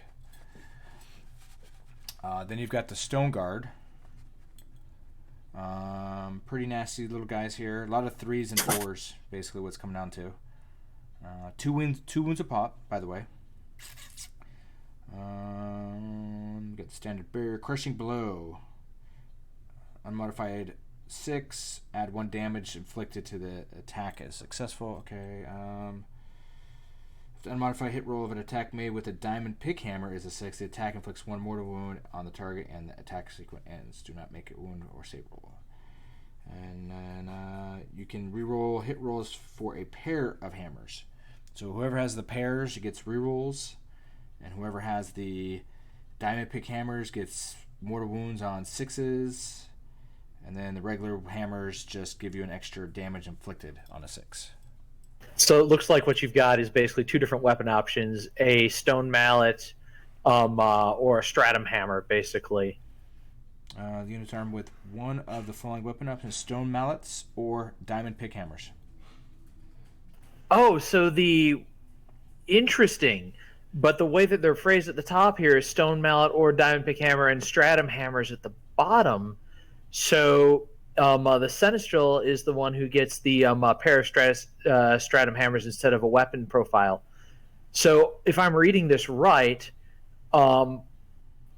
you basically get to choose whether you want crushing blow or the mortal wounds, but you're going to be using that first profile either way, where you're 3s and 3s, 1 rend. Yeah. It's just a question of which special rule you apply to it. That second profile isn't a different weapon option. It's just specifically that's what the unit leader has. That's his champion weapon. Yep. And that's a recurring theme we've seen in the battle line, or the other battle line units. This unit is only battle line in Metrica.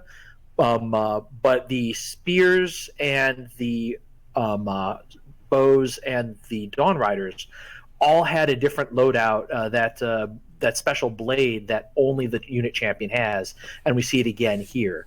I had been wondering if you could choose between the 3-attack or 2-attack weapon, and no, that's just specifically for the champion. And then for the Stone Guard, it's 5-man units, up to 15 max.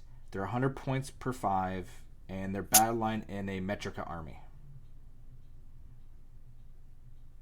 So, if you did not know that. Then we've got Cowbell. So this is not the leader, I don't think.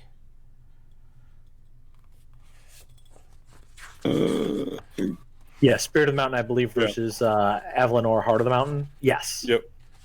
Let's see here. Yep, Spirit of the Mountain. Make sure I'm gonna get my point value before.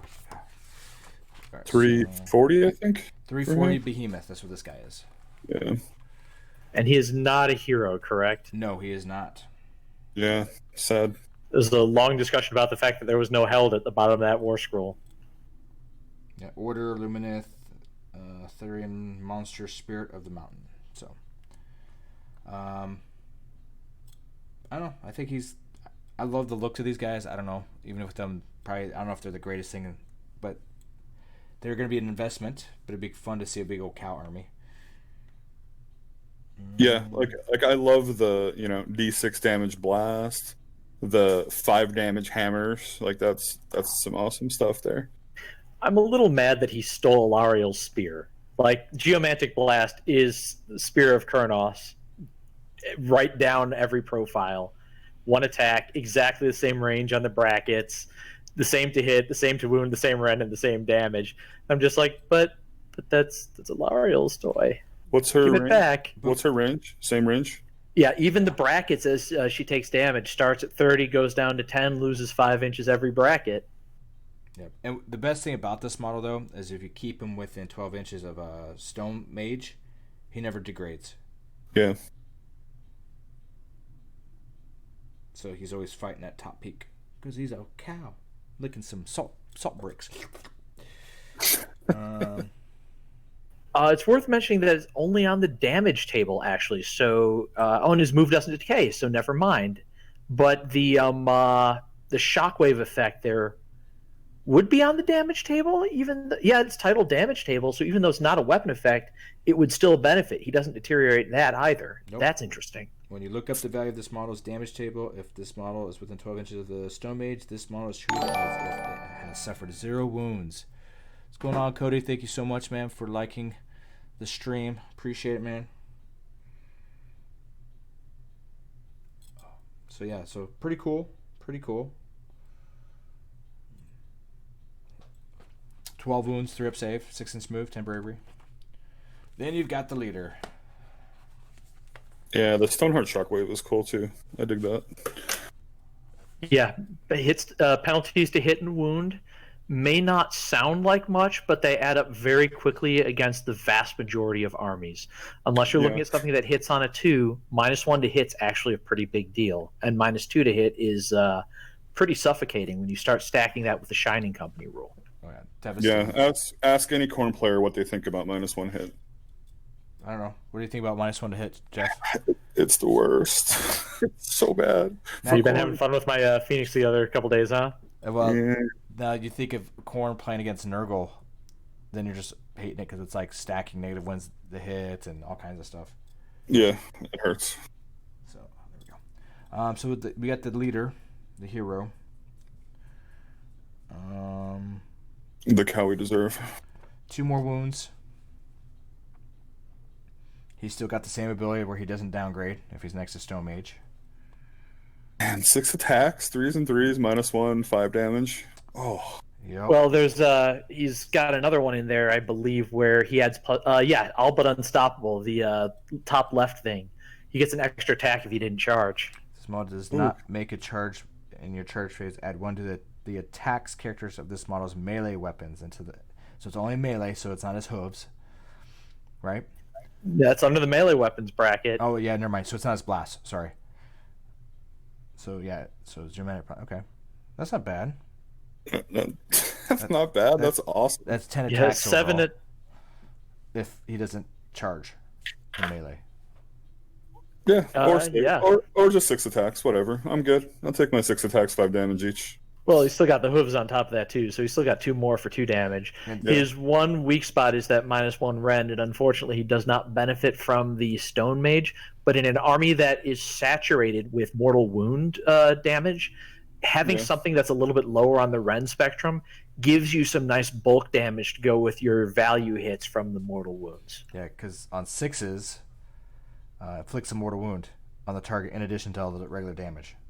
Ooh, neat. Yeah, in addition to, which I suppose is a surprise because would not be fun to be like, here's my 5 damage attack. Just kidding, I only do 1. Right. What else he's got? Unshakable Faith of the Mountain, command ability, combat phase, pick up to D3 a 30th elves units wholly within 24 inches of friendly model with this command ability. Add 1 to the attacks characteristics of those units' melee weapons in combat phase. A unit cannot benefit from this command ability more than once per combat phase, and a unit cannot benefit from the ability and the Faith of the Mountain command ability in the same phase. And he's a blood secretor. Yep. So cool. But it does only apply to the Alarith elves, so it would only be Stone Mages and the Hammerers. The non-special character version, 1 page back, had the same command ability that only applied to 1 unit instead of D3, and I think it's 18-inch range instead of 24. Yeah, but otherwise, it's the same ability. Well, and the other cow is affected too. So it's the Stone Mage, the Stone Gar, and the cow. Okay. Does the cow have the elf rule? Because it does say Alarith elf. Oh, you're right. Hold on here. Yeah, well, hold on.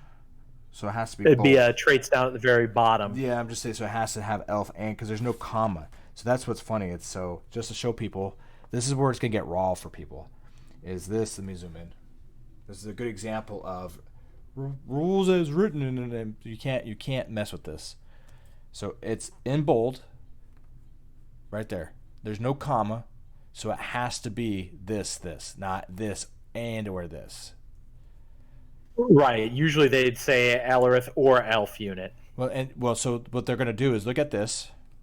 And then I'm going to show you. When I flip the page, we're going to go to just an elf, right? So if you look at elf is separate than this. Just to show people, like, they are separate, but their meaning, they have to have both keywords in this.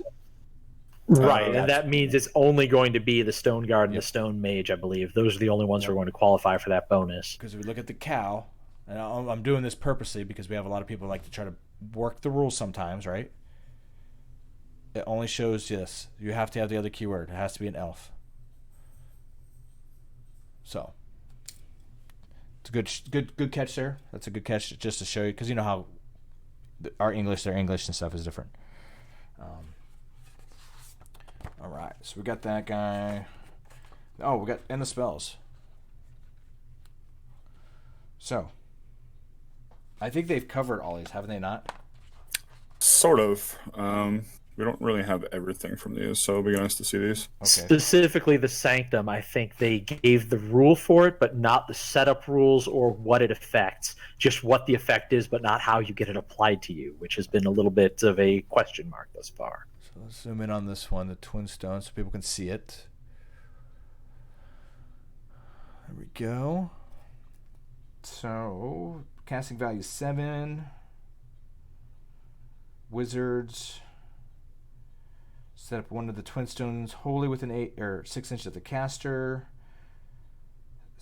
When it's set up, place D6 beside it with the one facing up. Each time a spell is successfully cast by a unit within 12 inches of this model and not unbound, and after the effects of the spell have been resolved, increase the value of the dice on here by 1. If a Lumineth Realm Lord Wizard attempts to cast a spell while they are within 12 inches of this model before making the cast roll, the player controlling the wizard can say that they will draw on the power of the Twin Stones. If you do so, add the value of the dice besides this model to the casting roll. Then, after the effect of the spell has been resolved, change the value of the dice back to 1. So there's how you improve your dice casting, your spell casting. And it's a predatory spell. Moves up to 8 inches. Oh, it is predatory. And can fly. Interesting. Yep. So, some interesting notes on this one to get into some weird rules timing issues. Note that the increase occurs after the effects of the spell have been resolved. Increase the value of the dice beside this model by 1 to a maximum of 6. The reset the dice back to the value of 1 is also then after the effects of the spell have been resolved. Change the dice, the value of the dice back to 1. It does not say each time a spell is successfully cast by a unit within 12 of this model and not unbound, and you do not use the second section of this rule. Therefore, my understanding is that after you cast a spell, you change the value of the dice back to 1, and then you may choose to resolve the reservoir of power, that first one, where you increase the die back. Now, if you fail the cast or it's unbound, you would not be able to increase it because it was not a successfully cast spell. So that second, I suppose this is a little bit of a confusing rules interaction. The trigger for the die being reset back to 1 occurs at exactly the same time as the trigger incrementing by 1 after a successful cast. Because you are the active player, it's your turn when you're casting spells. You can choose what order those are resolved in. Yep. And therefore, you would reduce it to 1 and then increment it by 1, effectively resetting it to 2 after every successful cast instead of an unsuccessful cast. This is rules as written correct. I doubt it is rules as intended correct, and I would be somewhat surprised, but not entirely surprised, if this doesn't get FAQ'd. Yeah, I've been wrong on Bastiladons. That's all I'm saying. Don't talk about Bastiladons. Oh, yeah. Yeah, this is a crazy... I think this is going to be a really abused spell, per se, and some F people use it. It could be. I mean, you can just go with Techless and be like, here's my 4 spells cast at 10. Now look, value 5 plus 5, boom. Like, yeah, you can do some fun stuff with this. Yeah. Cool spell, though. If you don't know what it looks like, I'll show you the picture real quick. It's that little... It's this thing right Yeah, here. I do want to see it. Is it 2 models or 1 model? It's just one model. 1 model? Yeah, it's a shared base, I believe. Yep. Looks like a 40, maybe a 50. Look, maybe a 40. I don't know. Oh, there we go. Okay. Sanctum of Amentok. Amy and Talk.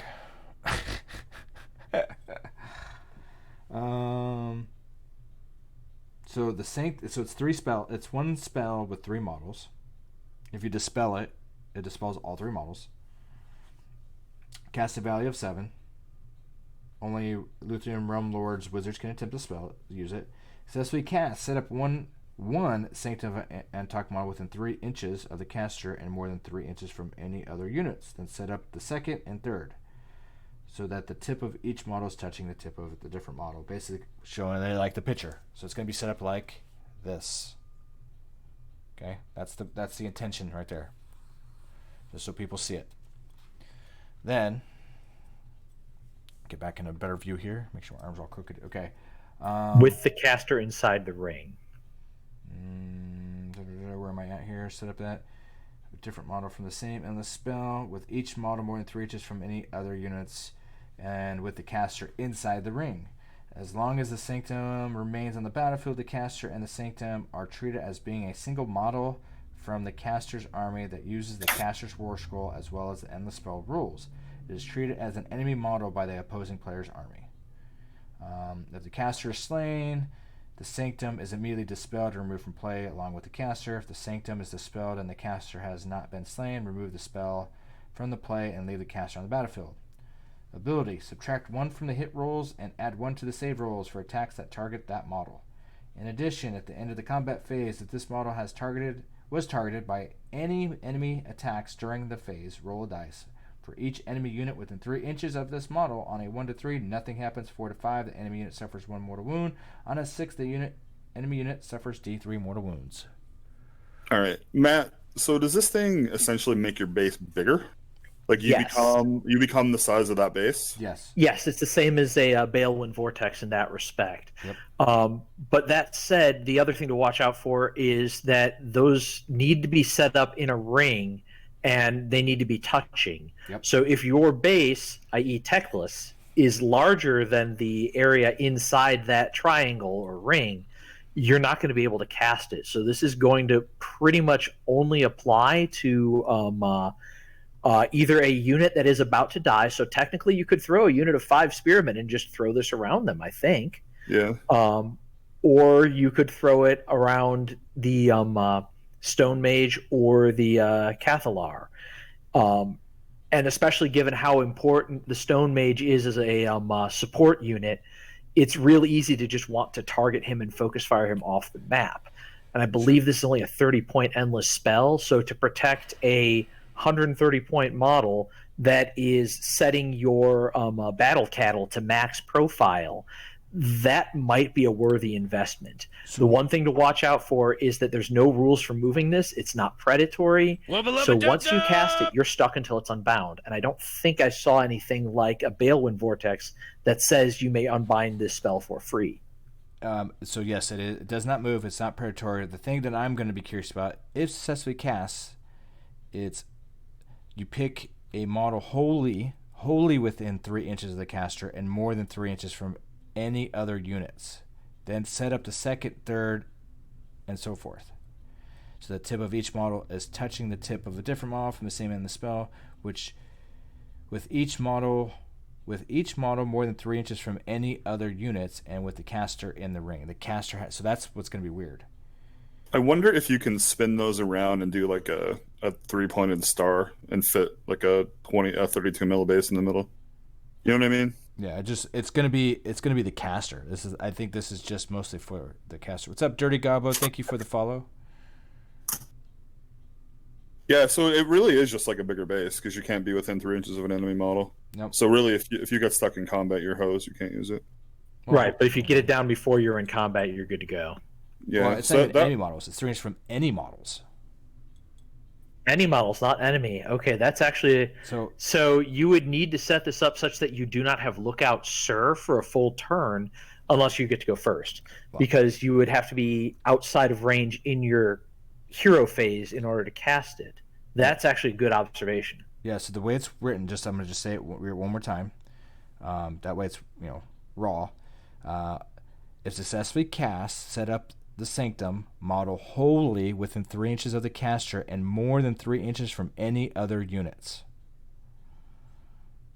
And then you do all the tip-to-tips, and then at the end of all the tip-to-tips, tip of different model from the same end of the spell. With each model with each model more than 3 inches from any other units and within the caster's. So every piece of that spell has to be away from 3 inches from a unit. Yeah. The whole thing. Yeah, just like it's like your bigger base has to stay 3 inches away in close combat. Yeah. So. And then the benefit is what? -1 to hit. Oh, sorry. +1 save, -1 to be hit. Subtract 1 from their hit rolls and add 1 to the save rolls for attacks that target this model. But again, remember that you have to be more than 3 inches away from anything else when you cast it.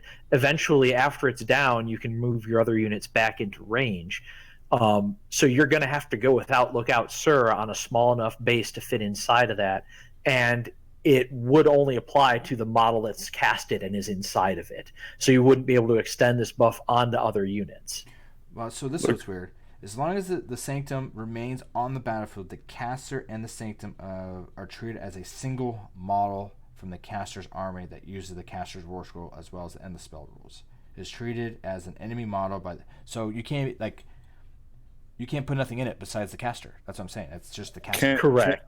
Can you though? Like, can I just drop? Like, can I have shiny? Like the wardens cast this and stick them in the middle? No. If the wardens cast it, then they would be inside of it, but you need to have a small enough unit left to fit inside of it, and you'd still need to have at least 5 models in order to be considered a wizard in the first place. It doesn't say you need to be a hero to cast it. No. So if the wardens cast it themselves, they could benefit from it, but I think you run into maybe 5 or 6 models tops can fit in there. Which is kind of cool though, because then if you're in Shining Company, you're getting -2 to hit. But you can't move, right? Yeah, well, yeah. I mean, Can you? I mean, they can move out. Unlike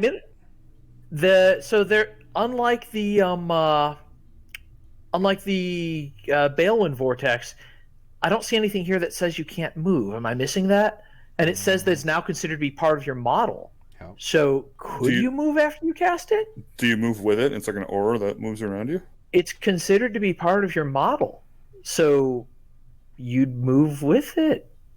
I, again, would not be surprised if this gets an FAQ, because can I not move because there's an endless spell and there's no rules for moving that endless spell? It's not a predator spell. It's not predatory. Or can you move with it because it's considered to be part of your model now, which would be my read on it, unless there's, like I said, the thing that Balewind Vortex says. No, you're right. Because it says treat it as a single model from the caster's army that uses the caster's war scroll. But here's where I would always fight that. The only endless spells that actually move are predatory spells. I've not what spell that's not predatory that moves? Tell me. They don't, but this one definitely has a unique function. This one's weird. But that's what I'm saying. That's where I can always argue is we know predatory spells are the ones that move. Like they are endless spells that actually are meant to move. Like they're moving spells. Exactly, and that's my point when I say that those are the two arguments. To say it says use the endless spells rules, and there's no rules for moving an endless spell unless it's predatory. Exactly. At the same time, it's part of your model. So it's a vortex that sits there. I mean, that's what I would think. That's what it comes down to. Okay. So I've got a someone giving me a heads up here. Thank you, James. It's the same wording as the cauldron for Gloomspite gets, and that one you can move around and drag the cauldron with you. It's considered to be part of your model. So the precedent here says yes, you can. Okay. Excellent. Well, hey, hopefully that's the way it's intended, right? We don't know 100%, right? But yeah, it's another one of those. This one I would like to see an FAQ, but it's not something where I feel like rules as written and rules as intended look like they probably conflict. Gotcha. So I wouldn't be surprised to see an FAQ, but I also wouldn't lose sleep if there isn't one. Just play it like the cauldron, which means yes, you can move. And let's hit the last one, and then we can show you the plastic, and we'll be done for the night with a review. Of course. The Rune of Petrification, real quick. It is a casting value of 8. Wizards from Realm Lords. If successful cast, set up 1 rune. Hold it within 18 inches of the caster. This is the rune. Let me show you a picture so you know what it looks like. It looks like an Eldar thing from, so there it is right there. There's the rune. Kind of cool looking. Put it back where I can see it. Turn to stone at the start of the movement phase and at the end of the movement phase. Roll dice for each unit that is within 6 inches of this model. On a 4-up, that unit suffers D3 mortal wounds. In addition, subtract 1 from run and charge rolls for units within 6 inches of this model. This ability has no effect on Realm Lord's units. Okay, so something that didn't hit me until just now is this is like a Warp Lightning Vortex, start and end of the movement phase. Yep. Not the start and end of the movement phase of the model that is moving, just every movement phase. Mm-hmm. Yep. Okay, yeah, this is way better than I originally gave it credit for. Yeah, I said it's like a mini Warp Lightning Vortex for sure. I was just looking at it saying, well, someone's going to get ticked at the start of their phase and then wander out of it because of course they are. But yeah, if they get hit in your turn and then you pull a double turn and they can't do anything about it, is it predatory? It's not predatory. Nope. It's just going to sit there. Yep. And it's at the start of the movement phase and at the end of the movement phase. So that's basically damage, 4 rounds of damage in one turn. If you can't get away from it. Yeah, if you pull a double turn, they can't do anything at all about it. Well, its casting value is 8, so you're going to need a 9 to dispel it, and you can just free fire it from tech list without having to roll that 8 yourself. That's a lot better than I gave it credit for. Well, so the way I read it, though, it's at the start of the movement phase. Like, it's both players' phase. It's a movement phase, not your movement phase. It's at the start of the movement phase. Right. My point is that if the other player has a turn during their hero phase, they could potentially unbind it. Yeah. So you're going to get 5 ticks from it on a double turn and 3 minimum if you don't pull a double turn. So if it's my turn, I cast it, it hits twice during my movement phase. The other player's turn starts, their hero phase happens. If they unbind it, they only get hit that twice. If they don't unbind it, they've got hit a minimum of 3 times, 4 if they can't get out of the way. If I get a double turn, I cast it, it hits twice in my first turn, it hits twice again in my second turn, and then in their turn they're down to, can I unbind it? If not, now they've got a 5th tick and a 6th if they can't get out of range. That can get real crippling real fast. Yeah, and it's 6 inches. Within 6 inches on a 4-up, it's D3 mortal wounds. Bam. Yeah, throw it in front of someone, but what direction they're trying to go, and the back of that unit is not going to get out of the way, or you've created an amazing zone denial, which acceptable as well. Yeah, you want that objective here. Mess with this Rune of Petrification on. Cool spell. Just to show you the English version that we have not seen of the battle profile. Let me make a better version of this real quick. Now, I encourage you. I'm doing this so everybody gets some feel for what's coming. Please try not just to use what I have put out to not support the hobby. Please get your books, get your cards, get your models.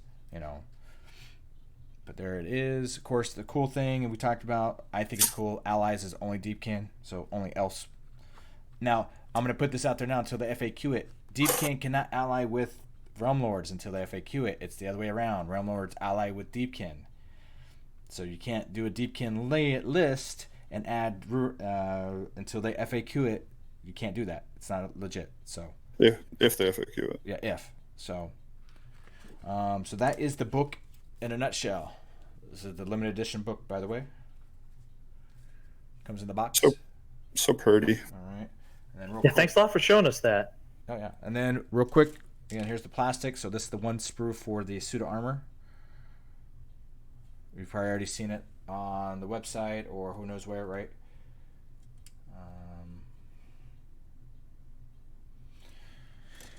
Then you've got the 3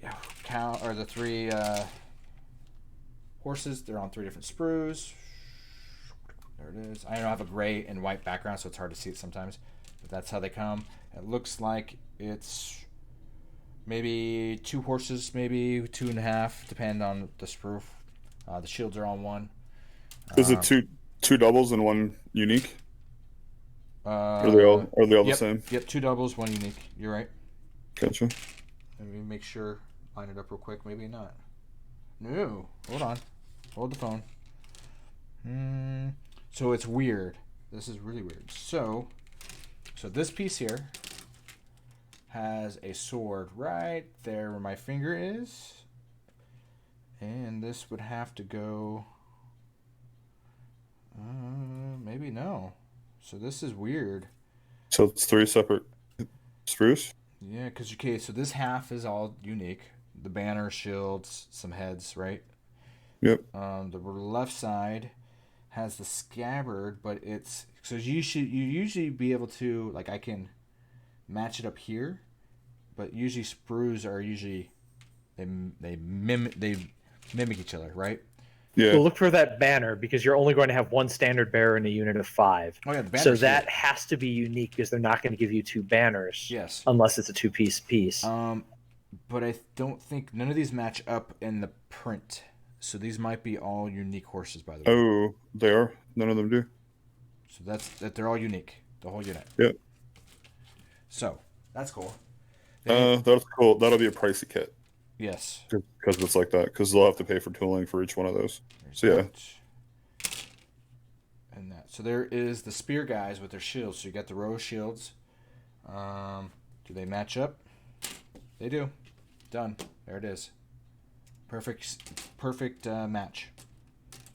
And look at these spears. I just want to, in perspective, I know everybody's been talking about these things, right? Real quick. So on my hand, on the outside, is that spear. Okay? What? That's Spear. insane. Is your mat inch squared? Inches? Yes. Inches square? Yes, they are. Put it down. How many inches long is that thing? Let me undo this guy. Most women think. Oh, let's go. Let's see. So we'll go from the tip. 1, 2, 3, 4, and a little bit over the 5th. So it's 1 square, 2 square, 3 square, 4 square, and a little over the 5th. Just a hair. That's crazy. Okay. So it really should be a 4-inch range. And GW's been shorting us on rules here. We should be able to attack from outside. 2, 3, 4. So yeah, it's just crazy, right? So. Well, he has to choke up on an inch mat. It's heavy. Oh yeah, that makes sense. You need a balance point. Yeah. God, so that's crazy. So we have given you a full release of the box of that's coming out. Any reviews, any comments, concerns, my fellow weird knobs? I just quick, like, review-wise, I mean, I know a lot of people are decrying, hey, Mortal Wounds, this army is gonna, like, tank people off the board. I only have 1 game under my belt, but, like, yeah, I don't think that's gonna happen. There's a lot of balancing, like, internal balancing factors in this book. It reminds me a lot of OBR, the Bone Reapers. Just list building is really clutch. Like, there's a lot of interesting things they've done as far as, like, not making the cow a hero, Shining Company only start with it, like the Aether Quartz, you can only use it once per phase. There's a lot of really cool stuff, and, like, not getting to play with it and look at it in depth. Like, looking at it in the vacuum, you're like, oh my god, this army is going to trounce everything. It's definitely not going to be the case. This is definitely going to be like a army, I think, for more high-skilled players, and it's going to take a while to get to grips with it. Sweet. I mean, I'm not saying it's not going to tank some people off the board at quick when you're not used to playing with it, but it's going to take a lot to get those pieces to fit together and to make it really work. So what I hear you saying is this is not a ski army. It's pretty. I don't know about that. It's certainly not a destruction army, that's for sure. Oh, and yeah. I agree with Jeff on everything he said so far. I'd also like to point out that always remember spells are unreliable. No matter what your bonus to cast is, unless it says automatic and can't be unbound, there is counterplay from the other player. It's real easy to get caught up in assuming that you have every buff that you have and every debuff you have in effect every turn, and that is not going to be the case. Either your units will fail their cast value 5 with +2 to cast, and you'll be sitting there looking at Snake Eyes going, well, that shouldn't have happened. Or you'll just be dealing with Croak across the table saying, no, I think not. You're not going to get your 5-ups this time. Thank you. There is a very high end for high rolling some 6s, getting all of your buffs off, and it is staggering to run the numbers on that, or even just what the average is if you assume that all the buffs go off. In practice, it is going to be harder to do that and less likely than it's easy to assume. And as Jeff has already pointed out, Shining the Company is very way restrictive the on news your goes. movement and requires a lot of planning in order to do. If you put yourself into a Shining Company and then proceed to need to run, you've missed your window to do that because you need to move out of that. It's easy enough to get a charge off, but again, that means you've lost that buff for the rest of the game. There's a lot of power here. There's a lot of decisions to be made, and there's a lot of things that can just not happen because you low roll a casting value. So don't assume that you have every buff on your list every time, because it's just not going to happen quite that simply. I agree. I want to do a thank you so much, Axis and Dailies 79, for subscribing to my channel. It helps a lot doing this for the community, for my weird knobs, for everybody out there in the world, and your subscription matters, and thank you so much. Sorry. Go ahead, Matt. No problem. The other thing I was going to say is just that, like I said, the high end for this is very high. So this is an army that if you don't have answers for it, if you don't know what you're up against, it will blow you off the table. If you have answers, if you have anti-magic, if you can just kill Teclis outright turn one and lose all of that support that the army is reliant upon, it will crumble. So I'm going to need to see a few more games with this before I make any kind of tier list prediction at all. I see a very good argument to say it has weak points, and a very good argument for where its top end is and where it could be. So I'm going to need some time to sit down and see this in action rather than just math hammer it all out. Awesome. Something I wanted to point out real quick. In the book, I don't think they've ever done this. They actually put the base sizes in the pictures. Yeah, I saw you measuring that while I was rambling, Yeah. and So that's a good call on their part. Well, so there's an issue though. This is me being, so the 32. Let me just open this. Hold on. Sorry for the noise. All right, so the 32, perfect fit. Okay. This is a 50, not a 40. Our bad. Ooh, it's 50. That is a perfect fit, like a glove. Man, this is great. They're doing a great job. 1 for 1. The manager says 1 for 1. See this little thing right here? This says this is a 60 millimeter. I just want to point that out there. I'm gonna get a good picture on this. It's kind of hard to see. Hold on. I don't want to cheat myself. Maybe I am. I don't know. All right. So let's see here. I got it right there. We see it. It's right here.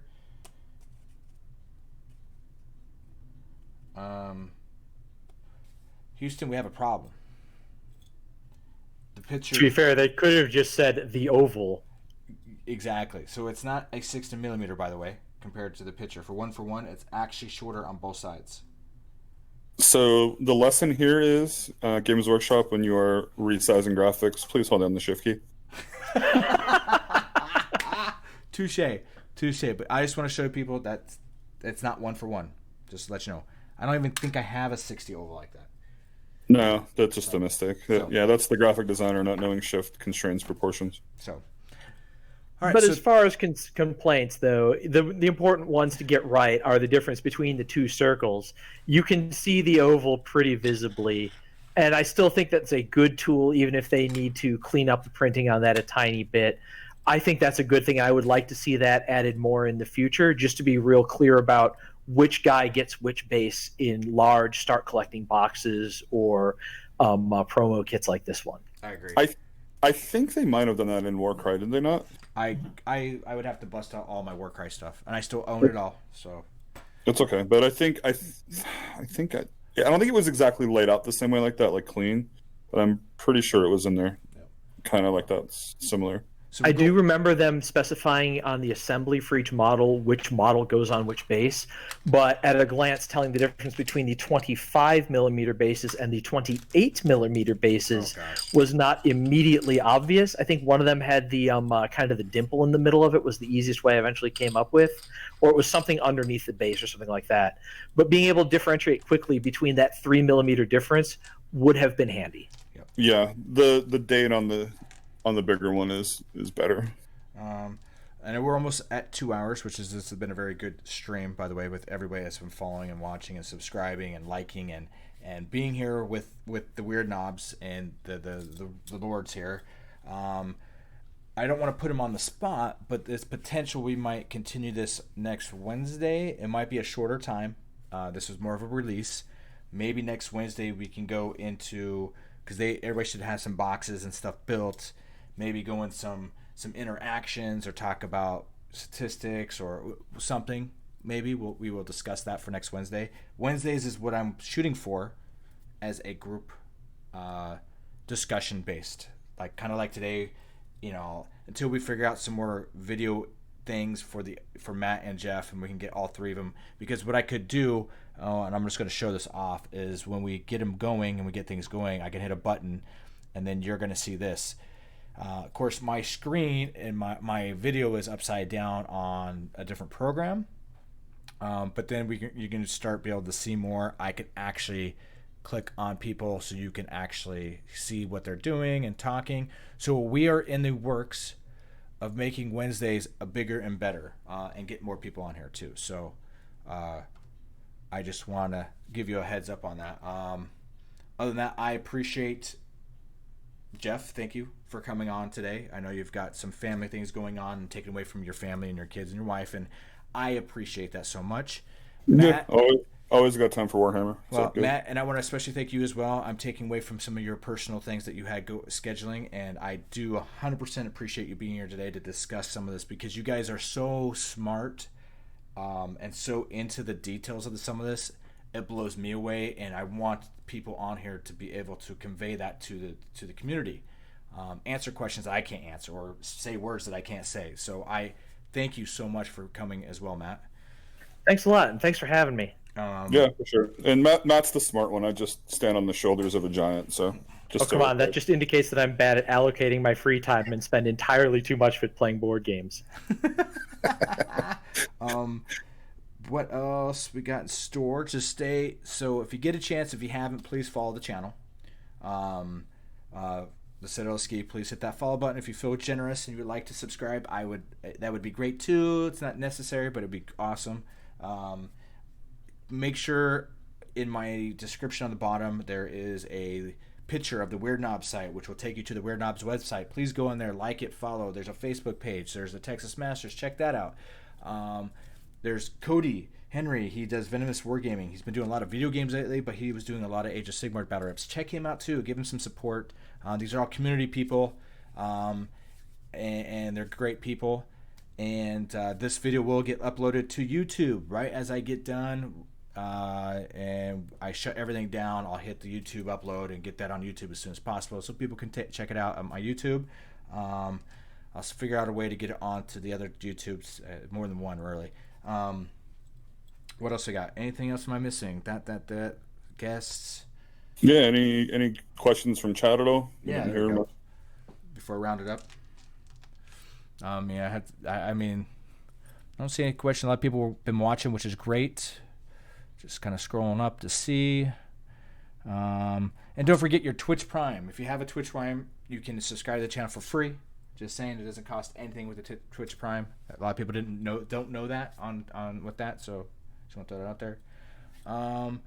And then soon I'll have some of the stuff built, hopefully, and then some paint thrown on here, and maybe I'll just be the odd man out to work with the lords and just be their lackey. Oh, he can be the guest realm lord. That's cool. The guest realm lord, right? So other than that, man, Matt, you have anything? No, I'm good. Thank you very much for having me. It's been great, and thanks for letting us see the rules. Excellent. Jeff? No, I'm all good. Thanks so much. Excellent. Jealous you got it, but glad you did too. Awesome. You deserve it. Well, it's a community thing, but I get you guys get it. It kind of happens that way. Even though we are distances away from each other, it's okay. So other than that, guys, I want to say thank you. Like I said, have a good week. Be safe. Keep positive aspects in your world, in your hobby. Try to look at things cup half full. Be a friend. Be a family member. And have a great week and have a good weekend and safe. And I'll see you next week. So take it easy. I'm going to mute this real quick and switch channels. So give me 1 second. I'm out. I'm getting out of here. Let's go. Let's move it. Let's move out. I'm getting...